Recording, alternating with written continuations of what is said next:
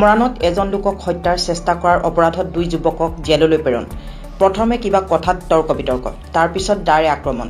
গুৰুতৰভাৱে আহত হ'ল মৰাণ আৰক্ষী থানাৰ অন্তৰ্গত তৰাজান কুঁহিয়াবাৰীৰ 51 বছৰীয়া পুনা মুণ্ডা নামৰ লোকজন।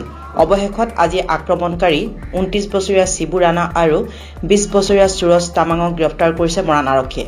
শুক্ৰবাৰে ফুৰিবলৈ যোৱাৰ সময়ত তিনিওৰে মাজত কিবা কথাত তৰ্কাতৰ্কি হয়। ইয়াৰ পিছতেই সন্ধিয়া পুনা মুণ্ডাৰ ঘৰত আহি দাৰে আঘাত কৰে যদিও কথমপীৰ প্ৰাণ ৰক্ষা পৰে।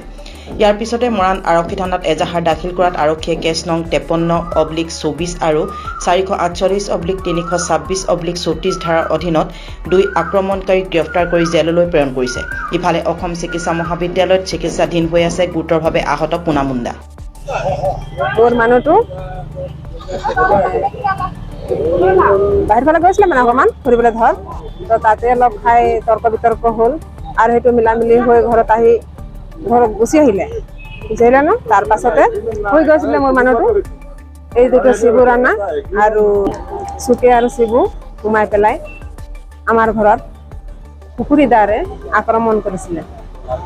আক্ৰমণ কৰাৰ পাছত মোৰ মানুহটোৱে বাচিবৰ কাৰণে নিজ হাতেৰে মানে ধৰ পুখুৰীটো তাক হেৰি কৰিবলৈ লৈছিলে। তেতিয়া মোৰ মানুহটোৱে সোঁ হাতেৰে ধৰিলে।